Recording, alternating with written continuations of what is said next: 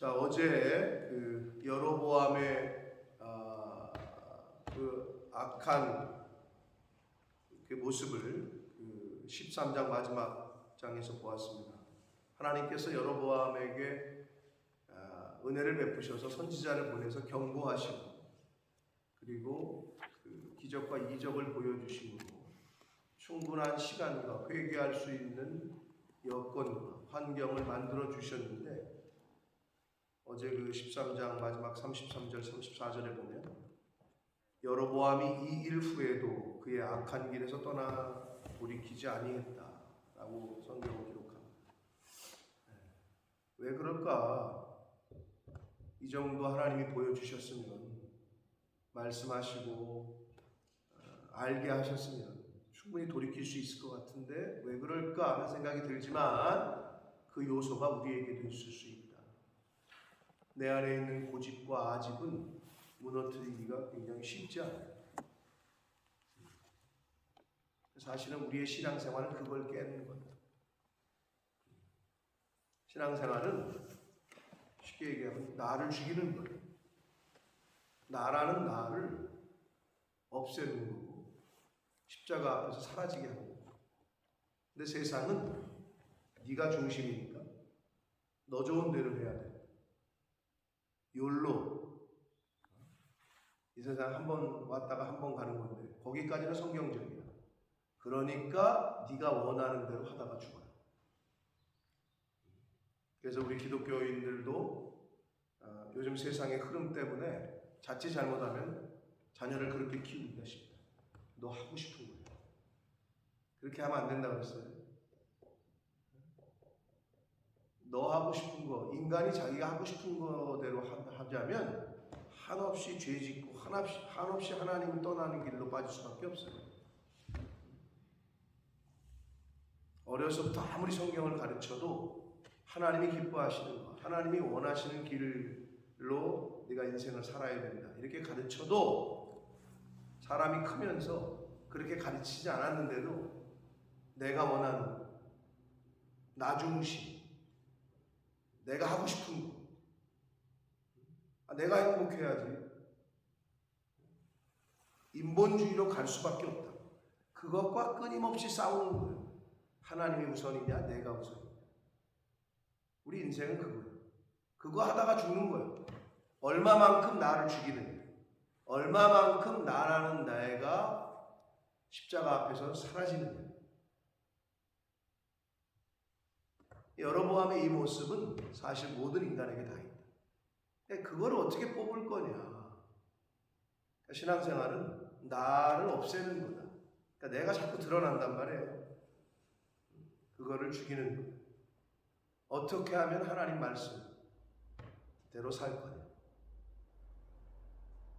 사랑하는 성도 여러분, 하나님의 말씀은 이 3173절인데 절수로, 이거는 내가 삶 속에서 살아낸 만큼만 내 것이 됩니다.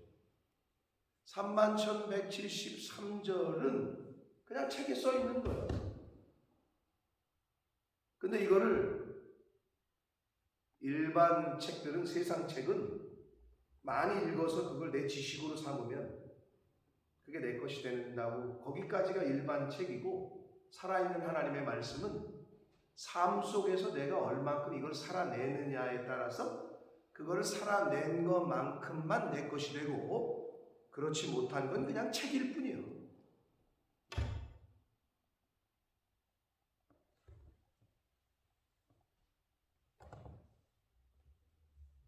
하나님이 부르시는 그날까지 신앙생활은 나 죽이는 거다, 나 죽는 거다. 그리고 하나님 말씀대로 얼만큼 내가 살아내느냐, 그게 신앙생활이다. 자, 오늘 14장 우리가 읽은 1절부터 이제 20절, 우리가 14장을 시작하는데 14장부터 이 열왕기상 14장부터는 북이스라엘의 왕과 남유다의 왕을 번갈아 가면서 이제 소개하면서 기록이 됩니다. 우리가 그 수요 모임 때도 했었고, 그 전에도 11개의 본문을 갖고 새벽 예배를 다 했단 말이에요. 그때도 제가 사실 이 부분을 이거를 나눠 집에 있으신 분도 있으실 거예요. 또 나눠 드렸어요. 새벽 예배 나오신 분들 카톡에는 올려놨습니다만은 참고하시라고. 우리가 태종태세 문단세도 못 외우는 바람에 이걸 어떻게 외워, 그죠? 뭐 외우실 필요까지는 없으나 그래도 이제 성경을 보실 때 참고하시고, 또 중요한 왕들이 몇 명이 있어요. 이제 이런 것들은 좀 알고 계시면 도움이 될 것 같아서, 또 특이사항 뭐 이런 것들 이렇게 적어 놓은 거니까 나중에 성경을 읽으실 때 한 번이라도 이렇게 좀 참고하시라고 나눠 드렸습니다. 그래서 남유다의 이 20명의 왕, 북이스라엘의 19명의 왕, 이렇게. 자, 북이스라엘과 남유다 중에서 어디가 먼저 멸망하죠? 북이스라엘이 먼저 멸망합니다. 몇 년도까지 제가 원하지도 않고 저도 잘 몰라. 그런데 기본적으로는 그 정도는 알아야 됩니다. 그리고 북이스라엘이 먼저 누구에게 멸망하죠?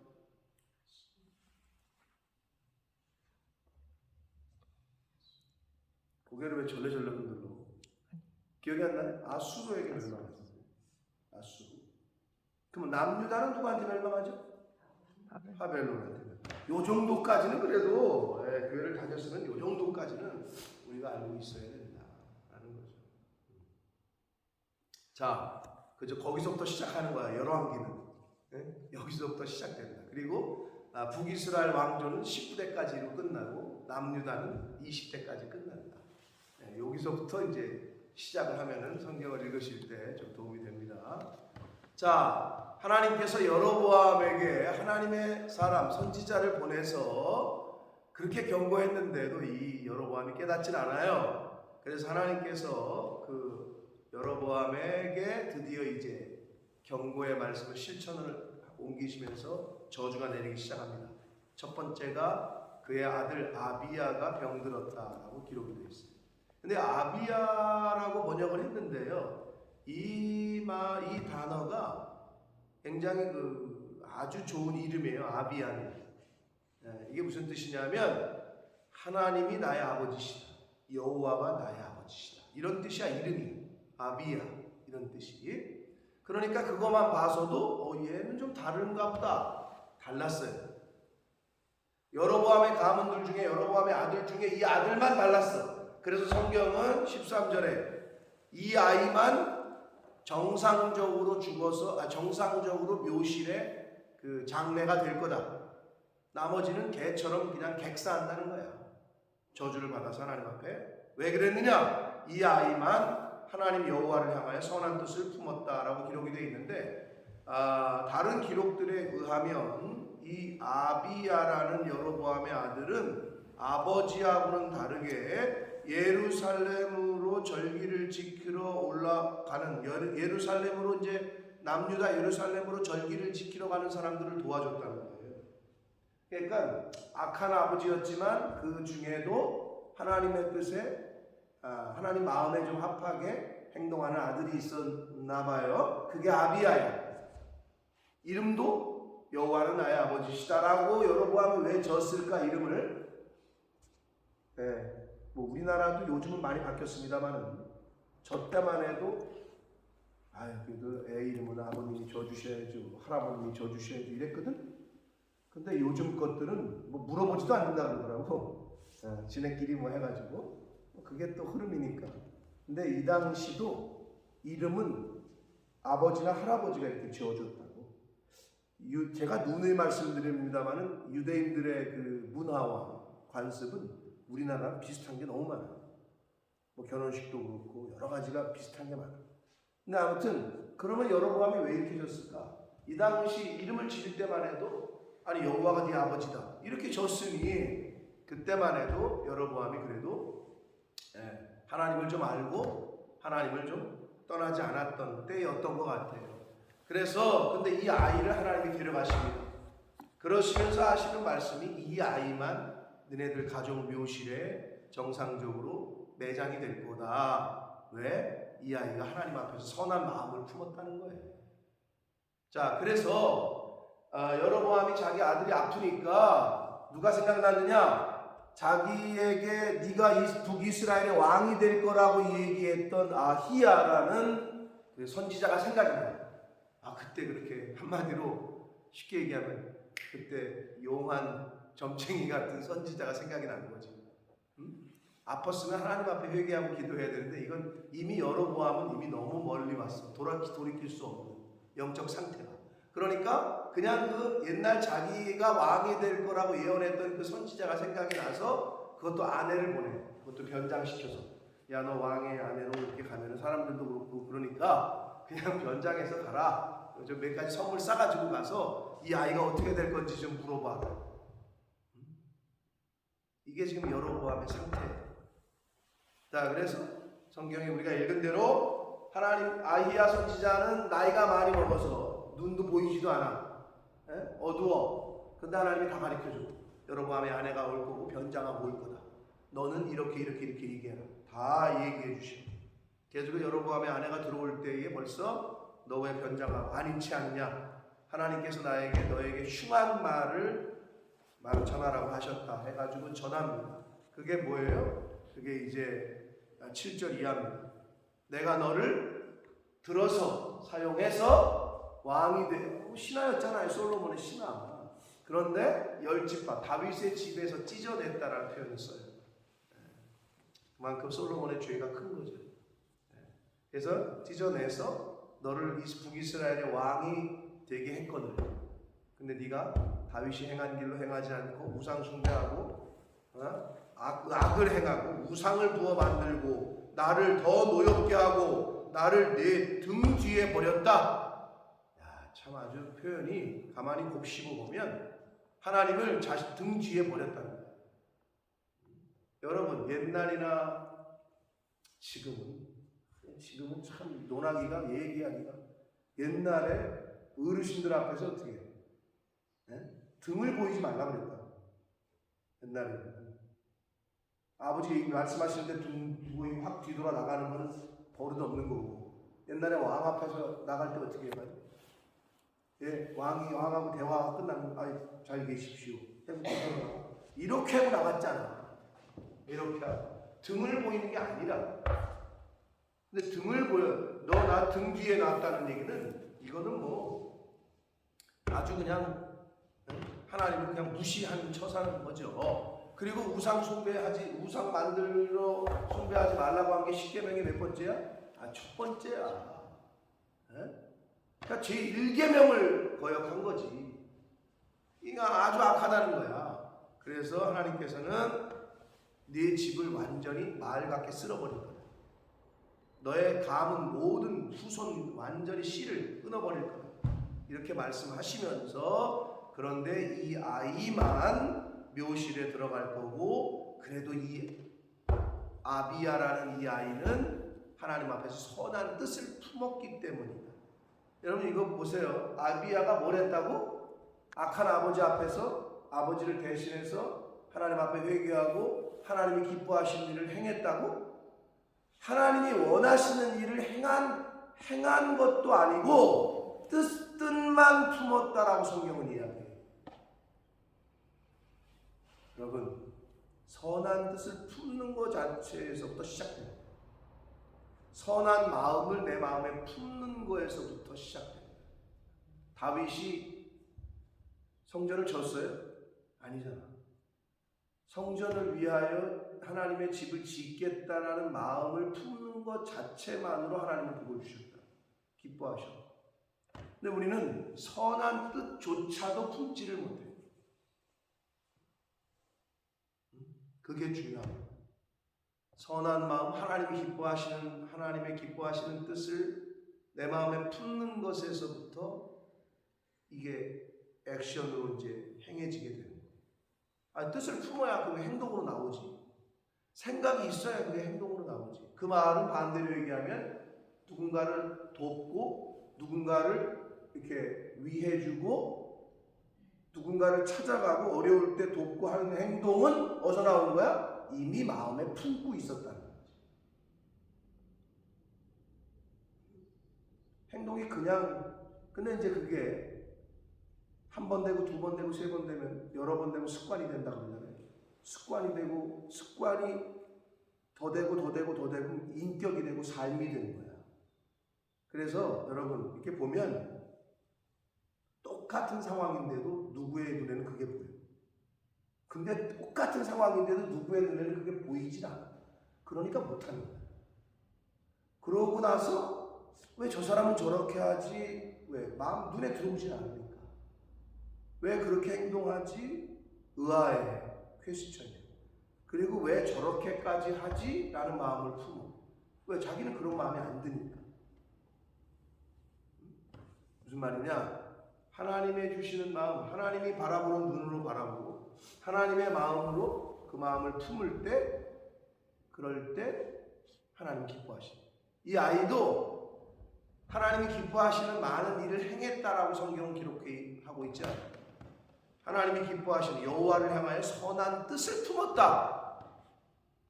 그런데도 하나님이 아주 긍정적으로 생각하시고 평가를 하고 있다는 거예요.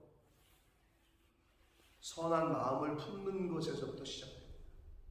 하나님의 마음을 품는 것. 예수 그리스도 너희 안에 이 마음을 품으라.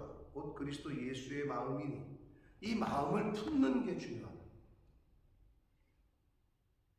마음은 제가 늘 얘기하지만 이퀄 영이라 그랬어요. 마음이 아프다는 건 영이 아프다 그랬어요. 영은 마음이라.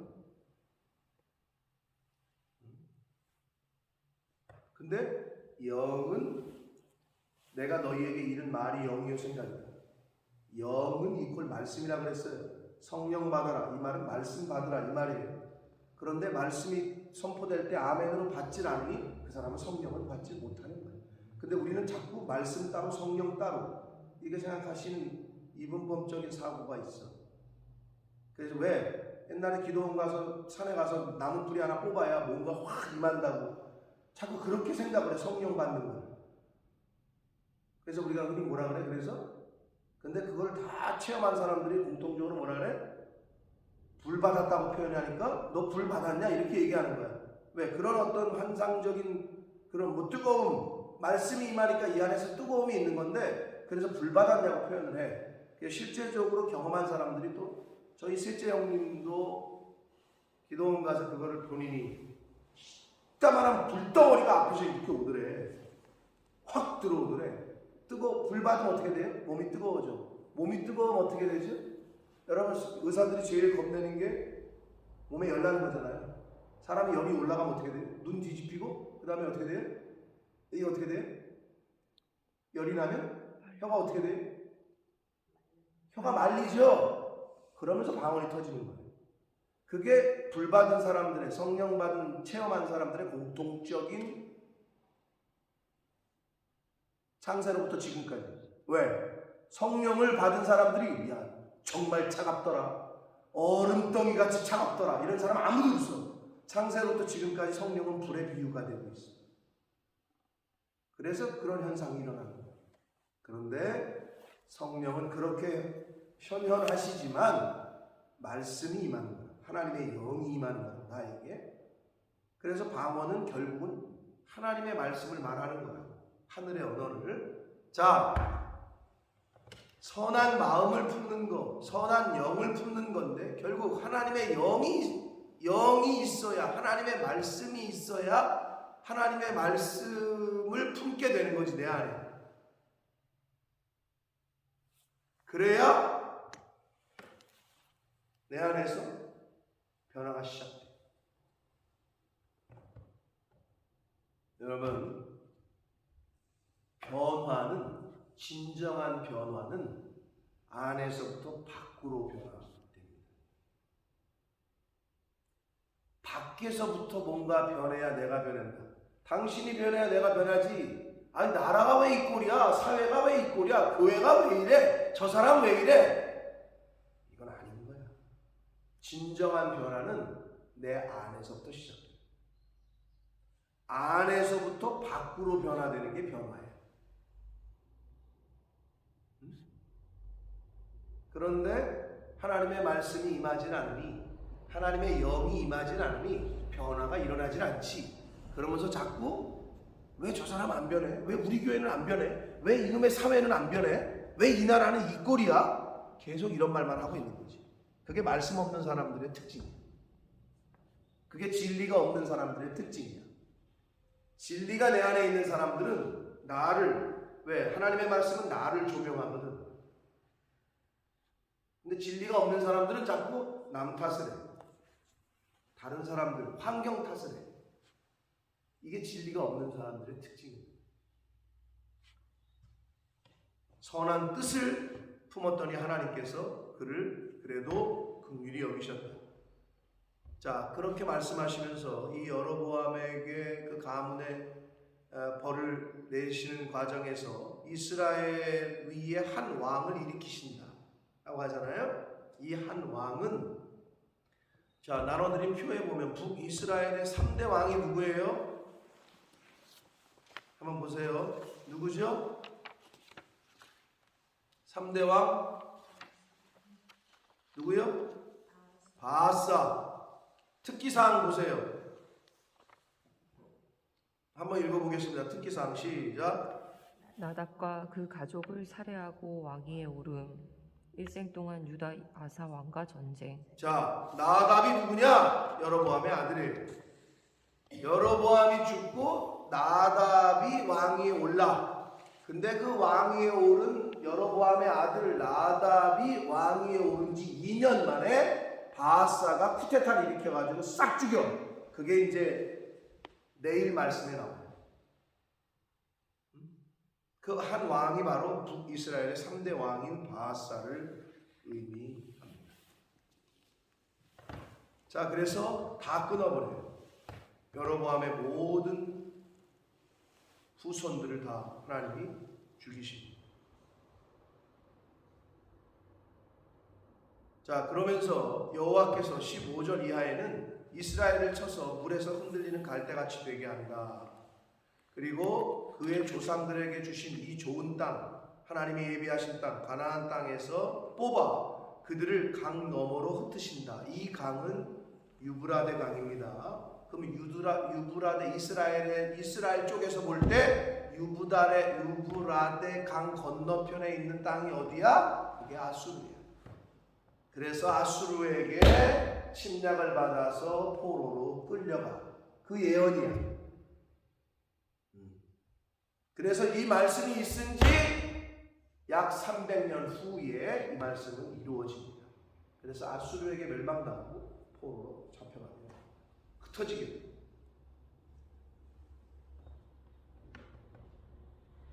그러면서 16절 보시면 여호와께서 여로보암의 죄로 말미암아 이스라엘을 버리시니 이는 그도 범죄하고 이스라엘로 범죄하게 하였다. 저와 여러분이 왜 잘해야 돼요? 하나님 앞에서 우리가 올바르게 서는 것도 중요하지만 우리가 범죄하면 우리의 가문, 우리의 자녀까지도.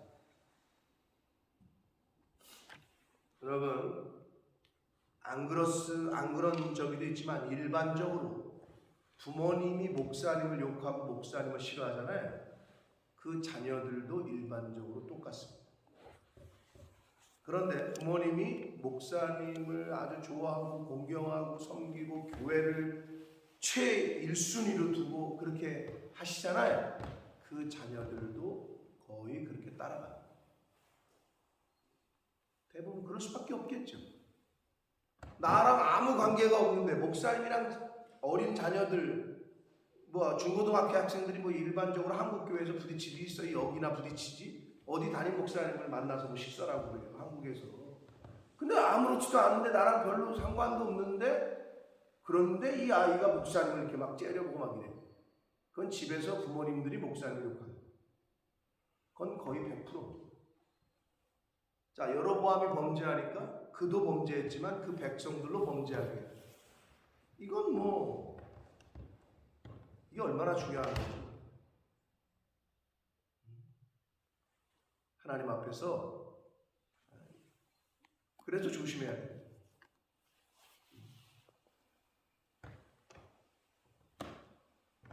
자, 그래서 이 여로보암의 아내가 이 아히야 선지자를 찾아갔다가 결국 하나님의 심판과 경고의 말씀을 듣고 그 말씀대로 그 아이는 다시 돌아와서 문지방을 넘으니까 그때 죽게 됩니다.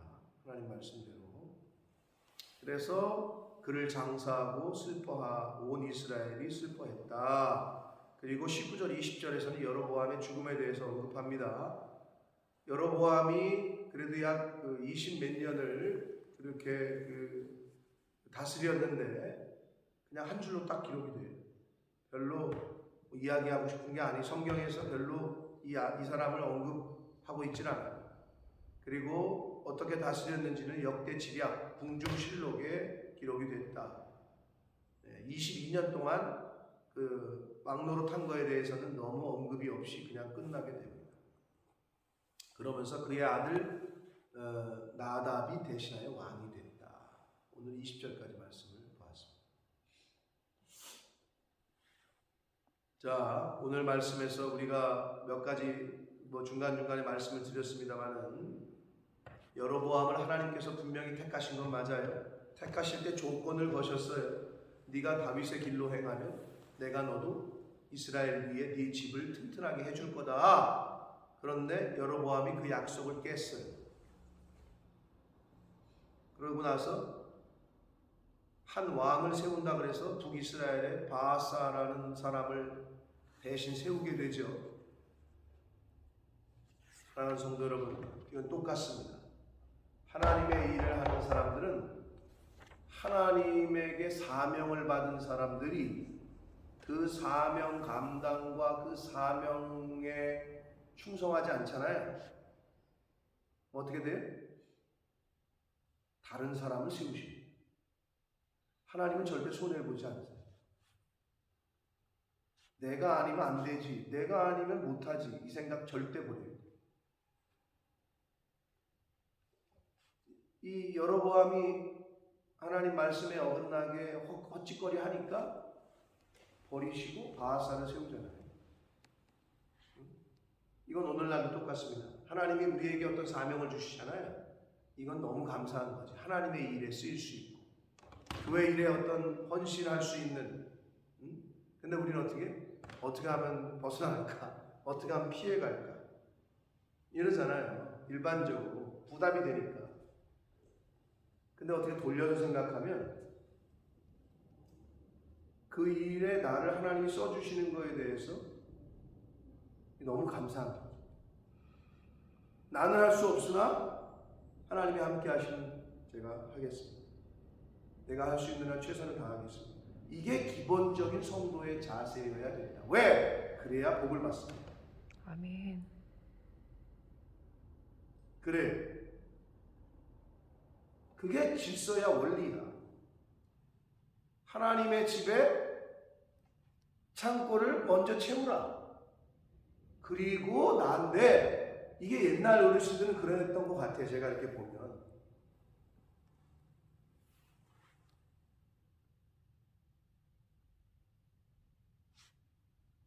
그런 얘기 많이 한국에서 그런 얘기를 신앙생활 안 하신 분들은 잘 못 들어보셨겠지만 저는 우리 김 권사님은 그래도 어려서부터 신앙생활 하셨으니까 서울은 어떤지 모르겠는데 서울에도 성리 뛰었어요? 그렇죠? 서울에도. 네. 요즘은 성리 하는 교회가 거의 없는 것 같고 그냥 온라인으로 이렇게 하는 것 같은데 옛날에 그게 굉장히 저는 그 할머니들이 이렇게 이렇게 주섬주섬 이렇게 교회 올 때 이렇게 담아가지고 오는 거지. 그래가지고 성리함이 있었어. 박 권사님, 김경희 쌤 알고 지금 이 얘기 따라오고 있죠. 성리. 쌀을 가지고 와 교회로 이렇게 부어 항아리 같은 데다가. 그게 제 눈에 아직도 선해. 그게 레위인들 먹여 살리는 거지. 교회에서 근무하시는 목사님, 심지어 부교역자들, 심지어 사찰 집사님까지도 그걸로 이렇게 나누고 했단 말이에요. 그게 제 기억에 그렇게 선한데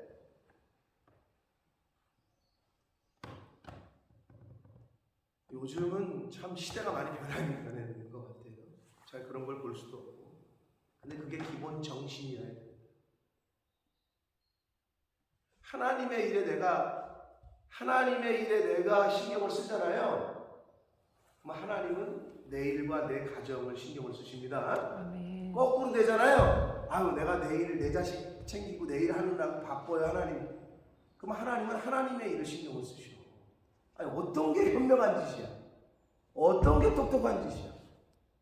내가 내 자식, 내 사업을 챙기는 게 여러분 잘 되고 복 받는 거예요? 하나님이 내 자녀들을 챙기시고 인도하시고 이끄시고 내 사업을, 내 일을 돌보시는 게 어떤 게 현명한 건지 생각을 하시라고. 그게 성경의 질서고 원리인데 사단은 어떻게 해야 돼? 이걸 갈라요. 야, 너도 먹고 살기 힘든데, 너도 힘든데 무슨 교회를 신경을 쓰고 무슨 목회자를 신경을 쓰냐? 요건 사단입니다. 왜? 그래야 복을 못 받아. 그래야 하나님과 떨어지거든.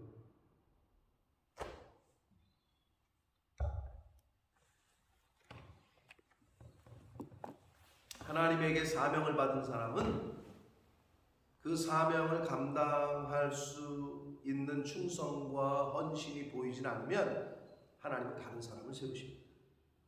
하나님은 하나님의 일에 손해를 보지 않으신다. 하나님께서 여러분을 들어 사용하신다. 아멘 할렐루야 하고 감사함으로 충성하고 헌신하는 저와 여러분 되시기를 축복합니다. 아멘. 그리고 하나님의 말씀은 이 선지자를, 아이야 선지자를 통하여 말씀하신 그대로 모두 이루어졌고, 여로보암의 가문의 모든 씨는 나답에 대해서 이제 끊어지게 됩니다. 그리고 이스라엘은 이 말씀, 이 예언이 있은 후 약 300년 후에 아수르에 의해서 멸망을 당하고 흩어지게 됩니다. 강 너머로 다 흩어져요. 하나님의 말씀이 창세로부터 지금까지 변함이 없다. 아멘. 그리고 앞으로도 그대로 이루어질 겁니다. 아멘. 하나님이 생명 주시는 날 동안에 오늘 하루 제가 지난번에 우리 모임 때 얘기했습니다. 우치무라 간조 목사님이 일본의 아주 복음주의 신학자인 오늘 하루가 곧 너의 인생이다. 하루가 인생이다. 이런 표현을 하시죠. 하루를 잘 살면 되는 거예요. 오늘 주신 말씀, 오늘 이루려고 노력하고 애쓰면 됩니다. 오늘 주신 말씀과 여러분 개인에게 하나님이 감동하신 말씀들 있다면 그 교훈 붙잡고 그 말씀 붙잡고 오늘 하루를 살아내시고 내가 원하는 내 뜻대로가 아니라 하나님이 원하시고 말씀이 가르치시는, 말씀이 인도하시는 대로 순종하며 오늘 하루를 살아가시는 저와 여러분이 되시길 예수 그리스도 이름으로 축복합니다. 아멘. 살아계신 하나님 아버지, 감사와 찬송과 영광을 올려드립니다. 아멘. 오늘도 생명 주시고 하루라는 새날을 주시고 또 건강 주시고 저희들의 발걸음을 아버지의 집으로, 주님의 몸된 이 성전으로, 교회로 저희들을 옮겨주셔서 하나님의 말씀을 전하고 또 듣고 나눌 수 있게 하시니 하나님 감사합니다. 아멘. 오늘 말씀을 통하여 교훈하시고 또 깨닫게 하신 것들 우리 신비에 새기게 하셔서 오늘 하루를 그 하나님의 말씀을 따라 살게 하시고 오늘 하루를 하나님의 말씀으로 살아내는 그러한 복된 한 날이 되어지도록 주여 은혜 내려 주옵소서. 아멘. 아버지께서 말씀하신 그대로 아버지의 뜻대로 남은 인생 살아가기를 원합니다. 아멘. 하나님, 마귀 사탄 유혹에 넘어가지 않도록 성령 하나님께서 저희들의 마음과 생각을 지켜주셔서 주여. 하나님의 말씀이 기준이 되고 하나님의 말씀을 우리 삶 가운데 살아내는 그러한 복된 하나님의 사람들, 또 가정들, 그러한 가문들, 후손들 될 수 있도록 주님 은혜 내려 주옵소서. 아멘. 예수 그리스도 이름으로 축복하며 기도 올리옵나이다. 아멘. 아멘.